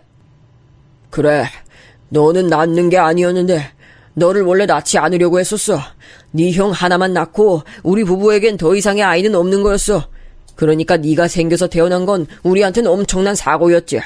이렇게 은혜도 모르는 천하의 불효자식이 나올 줄 알았다면 용을 쓰고 기를 써서라도 우린 너 안 낳았을 거야. 그 순간 제 심장이 철렁 내려앉더라고요. 저는 아버지가 울컥해서 홧김에 그런 말을 잊지도 않은 이야기를 지어내신 줄로만 알았어요. 근데 표정을 보니까 그게 아니더라고요. 엄마 얼굴은 창백하게 질려 있었죠. 그 가운데서 남동생은 할 말을 잃어버린 채로 천천히 고개를 떨궜습니다. 이 믿을 수 없는 당황스러운 이야기에 저는 엄마께 따로 여쭈어봤어요. 그리고 어렵사리 당시 상황을 들을 수 있었죠. 직접 이런 말 하기가 그렇지만 우리라고 왜 우리가 자식 많이 낳아봤자 그게 자식한테 좋은 일 아니라는 걸 몰랐겠어. 다 알지. 네가 생겼을 때도 우린 기뻤지만 걱정도 함께 따라왔으니까. 그리고 네가 건강이 선천적으로 약하다는 걸 알았을 때 죄책감이 있었어. 너무 미안하더라 너한테. 그래서 무조건 둘째는 없다고 더 다짐했었어. 하나만으로도 우린 벅차단 걸 잘 알고 있기도 했고. 근데 생각지도 못하게 네 동생이 생겨버린 거였어. 우유보다 난 바보 같은 나는 임신 사실을 무려 중기까지 나 스스로에게도 되뇌이지 않고 무시한 채 그냥 살았어. 겁이 났고 그냥 상황 자체를 회피하고 싶었지. 그러다 때가 돼서 네 동생 낳은 거였어. 힘없이 말씀하시는 어머니 이야기에 만감이 교차했습니다. 저희 형제의 인생은 남동생의 말 맞다나 고통뿐일지도 모르겠다는 생각이 들더라고요. 그토록 자기가 이 세상에 애초에 안 태어났다면 행복했을 존재라고 그렇게 여겨왔던 남동생은 적나라한 진실 앞에서 오히려 충격을 받은 듯 보였어요. 기력 하나도 없이 다니더니 집을 시끌벅적하게 만들어 놓았던 그 이상한 여자하고는 헤어졌습니다. 다행인지 불행인지 남동생이 스스로의 성질에 못 이겨서 그 여자하고 미친 듯 싸우더니 그대로 갈라섰어요. 원래는 휴대폰 개통 대리점에서 근무를 하고 있었는데 그 여자와 헤어진 이후에는 숙식 제공 가능한 공장에 들어가서 남동생은 일을 했습니다. 딱 1년 채우더니 나와서 웬 새로운 여자하고 결혼을 하겠다고 했어요. 지난번과 다른 점이 있다면 이번엔 완전 통보라는 점이었습니다. 공장에서 만난 여자하고 갑자기 결혼을 하겠다고? 부모님 허락도 없이? 그쪽 집안에선 이런 작태를 두고만 보신대? 가족들하고 관계에 문제가 많아서 불효했고 또 불행했던 여자야. 이제 내가 그 여자 가족이 돼서 곁을 지켜주고 싶어. 이번엔 정말 진지한 감정이야. 혼자 살아도 녹록지 않은데 둘이 살겠다고? 그게 불행해지는 길이 아니라고 네가 어떻게 확신할 수 있어? 너 지금 너무 성급한 거야. 형이 그래봤자 난 내 결심 안 굽혀. 나 이제부터 나 알아서 할게. 형은 장남이니까 부모님은 앞으로 형이 책임지고 모실 수 있지? 알아서 한다던 남동생은 집에서 오만 살림을 다 챙겨 나갔습니다. 아주 작은 쓸모라도 있고 돈이 되는 건 무조건 챙겼어요. 그 기세에 넘어가 버리고 만 부모님께서는 골머리를 앓으셨죠. 남동생 부부에겐 금세 아이가 생겼습니다. 그 소식을 접하고 난 뒤에야 저는 재수 씨하고 처음 대화를 나눠봤습니다. 이것저것 많이 사오진 못했지만 여기 과일 정도는 잘 드실 것 같아서 좋은 걸로 사왔습니다. 냉장고에 시원하게 뒀다 드세요. 감사해요, 아주버님. 뱃속의 아이도 과일 무척 좋아할 거예요. 왜냐면 제가 과일 엄청 좋아하거든요. 비록 형편 때문에 자주 사 먹어본 적은 없지만. 과일 좋아하시는군요. 잘 됐네요. 좋은 걸로 골라서 사온 보람이 있습니다. 맛있게 드시면 좋겠어요. 태교 잘하시고요. 네. 저는 아이가 부디 자기 아빠 쪽 말고 엄마 쪽 닮았으면 좋겠어요. 전 적어도 간호사 실습 나갔을 정도까지는 머리가 따라주는데 아이가 저를 전혀 안 닮았다고 상상해보세요. 자기 아빠, 할아버지, 할머니, 큰아빠를 아이가 고루고루 닮았다고 생각만 해도 너무 소름 끼치네요. 재수씨가 그런 말을 하면서 한쪽 입꼬리만 당겨서 피식 웃었을 때 공교롭게도 저는 부부가 아주 일심동체라고 생각했습니다. 유유상종, 끼리끼리라는 말이 괜히 있는 게 아니더라고요. 재수씨는 단지 말을 배려심 부족하고 무례하게 뱉을 뿐만 아니라 그 안에 자기의 뒤틀린 심사를 담아 말을 했습니다. 그러니까 제 남동생 못지않게 불행으로 점철된 유년 시절을 보내왔다는 얘기였죠. 가출을 일삼는 부모 밑에서 자라온 재수씨는 늘 불안정했다고 해요. 그런데다가 성인이 된 지 얼마 안 됐을 때 지인으로부터 사기를 당해서 빚까지 생긴 사람이었죠. 그런 배경을 알고 나니까 왜 남동생과 재수씨가 서로를 만났는지도 이해가 됐고 날 세우는 재수씨의 태도도 이해가 되더군요. 부디 잘 살기만을 바랐어요. 태어난 아이가 무척 건강했기 때문에 더욱 바람은 깊어졌고요. 손자를 모신 것에 부모님께서도 무척 기뻐하셨고 일상의 활력으로 삼으셨습니다. 그러나 습관으로 굳어진 가난이란 극복하기 어려운 것이었나 봐요. 아이 키우면서 그렇게 잘 사는 줄로만 알았건만 남동생과 재수씨는 늘 형편이 어려우니까 예민해서 자주 싸운 모양이었습니다. 애정보단 애증의 부부가 아니었을까 하는 짐작이 들어요. 그래도 조카가 초등학교에 입학하면서 이제 두 사람이 학부모가 되어 달리 마음먹고 살아갈 줄 알았는데 남동생이 그렇게 떠나버린 거였어요. 울부짖던 재수씨가 부디 일상으로 완전히 돌아와 조카를 잘 키우기만을 기도하며 지낼 때 아버지의 건강이 심각해졌습니다. 뇌혈관 문제였는데 병원에선 어렵다고 수술해도 가망이 없다 했습니다. 그럼에도 저와 엄마는 상의 끝에 없는 재산까지 털어서 수술을 결정했죠. 병원비는 순식간에 쌓였어요. 그리고 아버지께서는 수술 받으신 지 반년째 되던 날 영면하셨습니다. 허망하고 허탈하더라고요. 충격받으신 엄마께선 그 후로 건강이 계속 악화됐어요. 그때 연달아 안 좋은 일이 터졌습니다. 바로 아버지의 장례식 이후 본 적 없었던 재수씨가 영영 잠적을 했어요. 자기 집만 싹 챙겨서 조카가 학교 간 틈 타서 재수씨는 사라졌습니다. 하교한 조카가 쪽지를 발견했죠. 그건 편지나 인사말이 아니었어요. 엄마와 제 휴대폰 전화가 적힌 게 다였습니다. 조카는 이웃집에 찾아가 울면서 여기에 전화를 걸러달라 했고 그렇게 제가 조카를 데려왔어요. 이 고의한 것, 악독한 것, 어떻게 지 새끼를 버려? 어? 너 절대로 네가 혼자 키울 생각은 하지도 마. 그건 안 돼. 절대 불가능하니까. 알았지? 저도 알아요. 안 된다는 거, 불가능하다는 거. 근데요, 엄마. 제가 아니면 누가 키워요? 제 조카 태준이 누가 키우냐고요? 엄마도 울고 저도 울고 밤새 태준이도 울었습니다. 많은 고민이 있었고 제발 재수씨가 돌아오길 빌었지만 해결되는 건 없었어요. 결국 제가 태준이를 키우는 방법뿐이었죠. 어디 보육시설에 보낼 게 아니라면 무조건 제가 키우는 거였어요. 사촌동생쯤 되는 것도 아니고 제 유일한 친조카, 아주 가까운 사이였으나 그럼에도 아이를 키우는 건 정말이지 엄청난 인내심을 요구하는 일이었습니다. 중학생이 된 태준이가 학교에서 사고 쳤다고 상담 와달라고 담임선생님으로부터 연락을 받았을 때 처음엔 놀랐으나 몇 번 반복되자 한숨만 나왔습니다. 애정결핍이 있고 충동적인 기질이 강한 태준이는 평범한 교우관계라는 걸 어려워했습니다. 이런 아이를 제가 끌고 어떻게든 나아간다는 건 죽을 맛이었죠. 이미 머리는 다 컸다고 자기 고집 피우며 무력 행사까지 하는데 제 생각을 전혀 따라와주지 않는 태준이를 보며 하루에도 10번은 울고 싶었죠. 내가 도대체 너한테 뭘 어떻게 해줘야 얌전히 사고 안 치고 친구들한테 시비도 안 걸고 공부 열심히 할래? 뭐가 문제라서 이래? 너 하나 보고 내가 얼마나 열심히 의욕 가지면서 그렇게 살아가고 있는데 네가 자꾸 이러면 난 힘이 빠지는 거야. 그러시면 저 말고 다른 애 키우시면 되겠네요. 다른 아이? 그런 아이가 어딨어? 너 무슨 말을 그렇게 해? 결혼하셔서 애 낳으면 되잖아요. 친조카인 저 말고 진짜 친자식 얻으면 그땐 행복하겠죠. 너 왜 그런 생각을 하고 있어? 혹시 너 내가 결혼해서 네 밑으로 동생이라도 생길까봐 그게 걱정돼서 이러는 거야? 말도 안 되는 거라고 여기면서도 상대는 사춘기 아이니까 슬쩍 떠봤습니다. 그랬더니 얼굴에 낭패감이 어리더군요. 전곡이 찔렸나 봐요. 저는 기가 막혔죠. 제가 태준이를 도맡아 키우기로 했다는 건 결혼을 포기한다는 의미였으니까요. 그런데 태준이는 황당한 가정이나 하면서 속에 또 가시를 세우고 있었던 거죠. 네가 아무런 이유도 없이 이런 생각했을 리는 없고 혹시 학교에서 친구들이 너보고 막 뭐라 그러든? 태준이는 제 질문에 입을 닫았고 사춘기 감성을 더 건드리긴 힘들었지만 저는 학교에서 상담을 받아보면서 그 이유를 들을 수 있었습니다.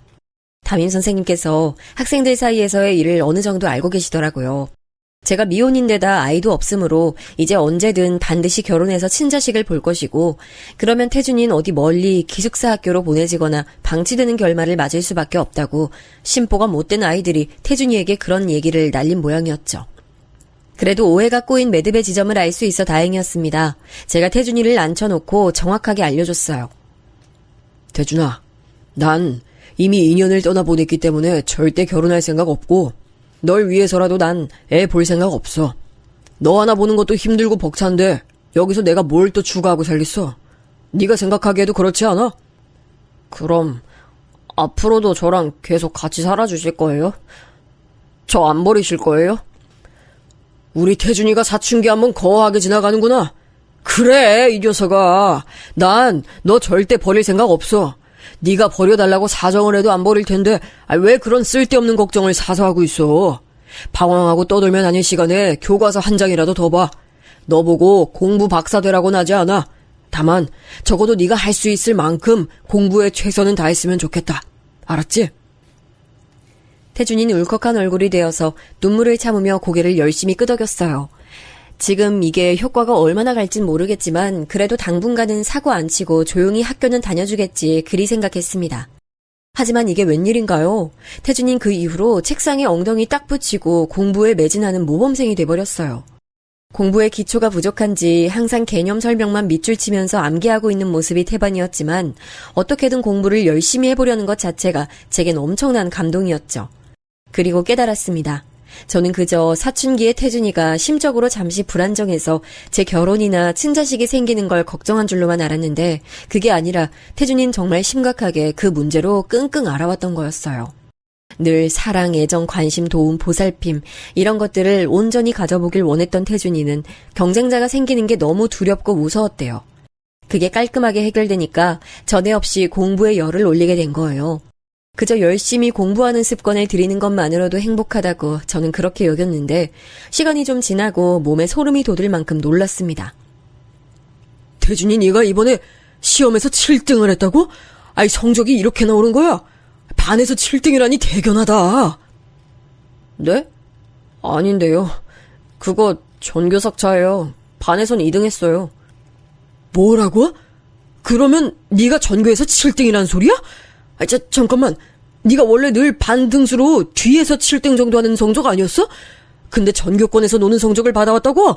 야, 나는 창피한 얘기지만 공부엔 문외한이라 잘 모르는데 암만 그래도 이건 너무 대단하다 못해 심각한 반등 아니야? 태준아, 이거 정말로 네 머리로 네가 시험 문제 풀어서 받은 성적 맞아? 그럼 제가 했지 누가 했겠어요. 제 시험 대신 쳐줄 사람도 없고 답지 보여줄 사람도 없어요. 저 그렇게까지 돈독한 친구도 없거든요. 그런 친구 없다고 자랑스럽게 얘기하는 저 독특함을 보니까 제 남동생의 핏줄이 확실했습니다. 그때 생각나더라고요. 엄마께서 그러셨죠. 외삼촌께선 그런 열악한 집안이었음에도 공부 잘하는 게 두드러질 만큼 머리를 타고나셨던 분이었다고요. 어쩌면 그 공부머리 유전자가 제 친조카 태준이에게 이어진 건 아닐까 하는 의구심과 기대가 동시에 피어올랐습니다. 아니나 다를까 학교에서도 태준이 성적은 화제였어요. 중학교 3학년 때 단숨에 이렇게 오르는 경우가 거의 전무하다며 담임 선생님은 물론이고 교장 선생님까지 제 앞에서 놀라운 심정을 표출했습니다. 심장이 빨리 뛰었죠. 선생님, 그럼 제가 앞으로 어떻게 하면 좋을까요? 저는 밥이나 먹이고 교복 다림질이나 해줄 줄 알지 공부를 가르쳐줄 수는 없습니다. 그렇다고 학원에 보낼 형편은 솔직히 안 되고요.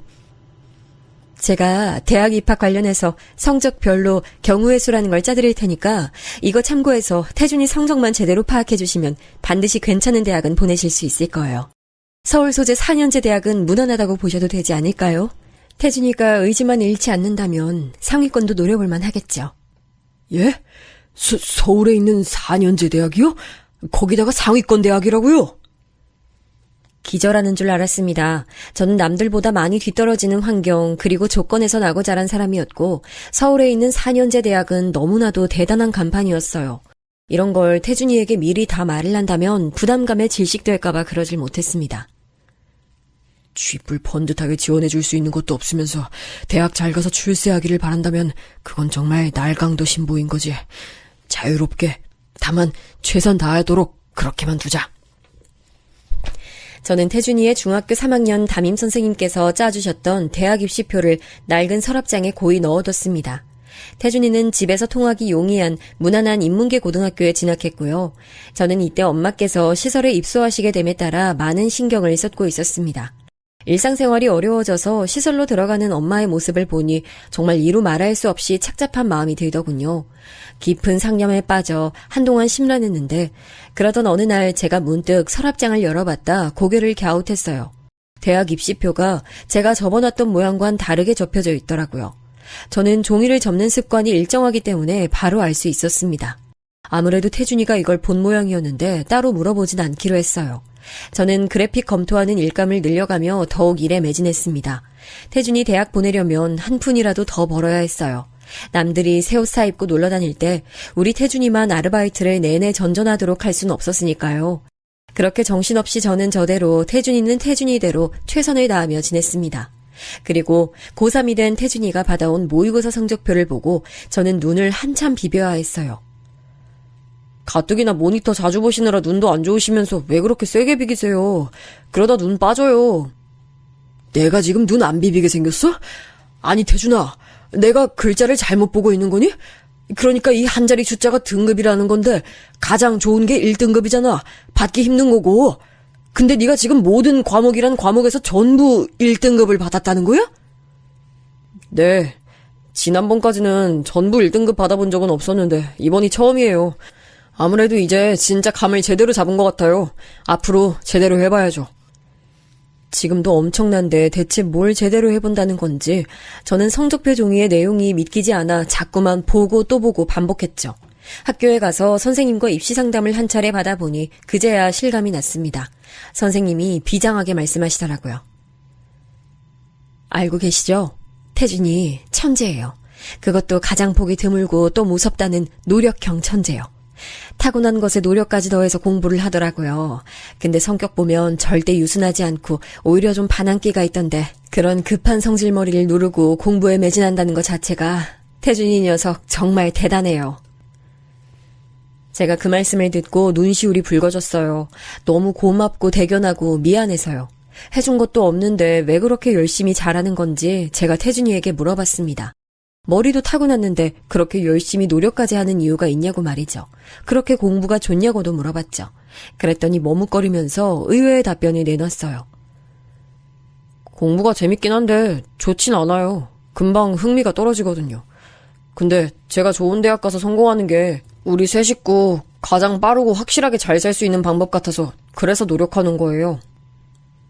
우물쭈물 태준이가 뱉어낸 진심에 기어이 눈물을 훔쳤습니다. 다름 아닌 새 식구라는 대목이 저를 울렸어요. 저 태준이 그리고 시설 들어가신 엄마 이렇게 세 사람을 태준이는 말하고 있는 거였죠. 뭐라고 형용할 수 없는 감동이 있더라고요. 대학 입시 기대보다 못해도 돼. 망쳐도 돼 태준아. 절대 걱정하지 마. 네 뒤엔 늘 내가 있어. 그러니까 끝까지 부담 갖지 말고 최선만 다해. 그러면 되는 거야. 저는 진심 어린 말을 건네주며 그날 모처럼 태준이와 한참 얘기를 나눴어요. 별별 얘기 다 했었네요. 심지어 재수씨 얘기도 나왔었죠. 태준이는 자기 엄마에 대해 이제 별다른 깊은 감정이 없는 건지 전혀 동요하지 않았습니다. 자기 엄마가 어디서든 그저 잘 살기를 바라는 듯해 보여서 그 성숙함에 제가 되려 당황했네요. 욕심 안 내도 된다고 했지만 태준이가 바라는 기준치만큼의 성적은 나오기를 속으로 간절히 기도했어요. 가난하고 초라한 형편임에도 이것을 탓한 적은 한 번도 없는 착한 태준이가 그만한 값을 돌려받기 바랐습니다. 그리고 이윽고 기적 같은 글자를 봤어요. 너무 믿기 힘들어 제가 멍하게 있으니 태준이가 직접 말을 해주더라고요. 저 서울대 합격했어요. 그것도 아주 전도 유망하고 인기 많은 전공으로요. 앞으로 제가 성공길만 걸어볼게요. 서울대학교라는 글자를 손끝으로 매만지며 저는 세상을 떠난 남동생 그리고 아버지를 생각하며 울었습니다. 하늘에서 부디 이 광경을 보고 두 사람이 있기를 간절히 기도했어요. 반드시 보고 있을 거라고 그렇게 믿고 있었습니다. 기적을 본 기분이었죠. 저 같은 사람에게 서울대는 마치 다른 세계에 존재하는 이름이었거든요. 그런데 태준이가 당당히 그곳에 입학했다는 게 너무 신기했습니다. 솔직히 고백하자면 저도 사람인지라 속으로 태준이를 괜히 맡았나, 내가 능력 밖의 일을 저질렀구나 이런 생각 몇 번 했었습니다.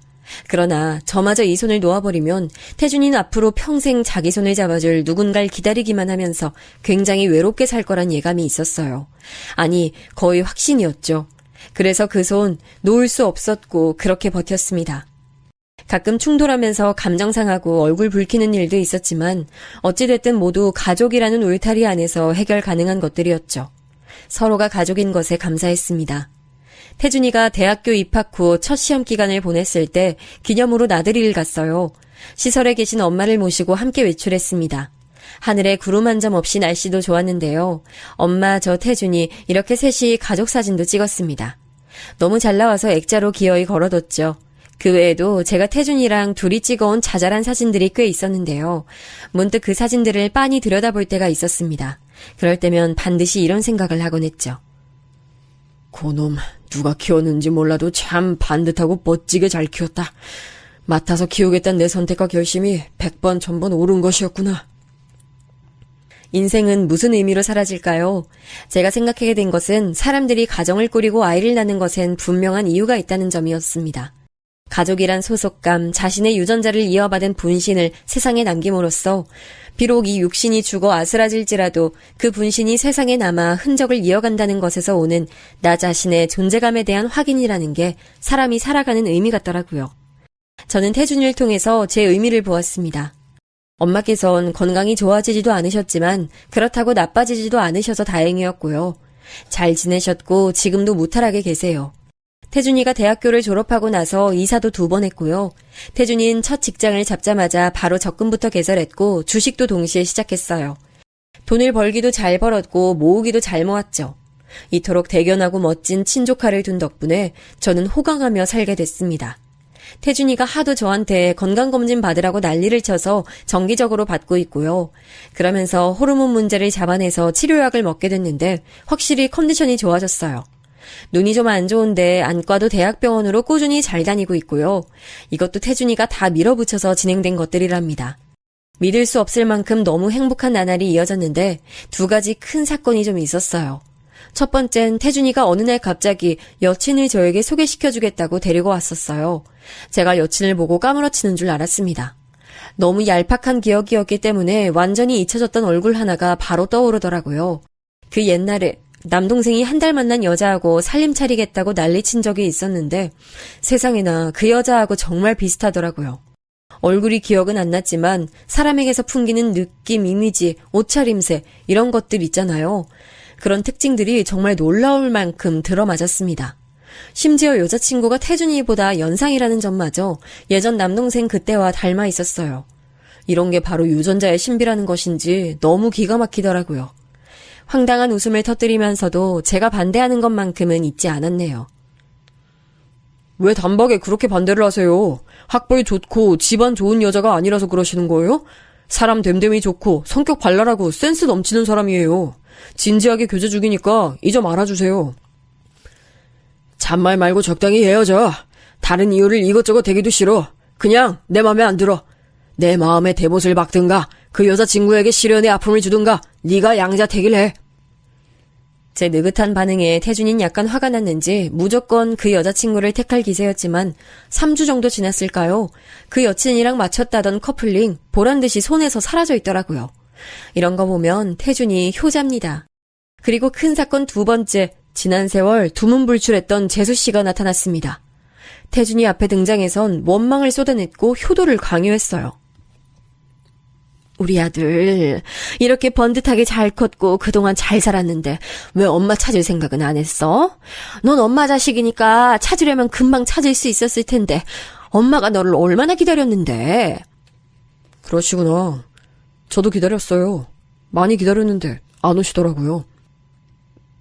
그랬어? 우리 아들이 엄마 많이 기다렸구나. 그런 줄 알았으면 엄마가 진작 너 만나러 왔을 거야. 하지만 네가 엄마 원망하고 있을까봐, 보기 싫어할까봐 그래서 여태 망설였어.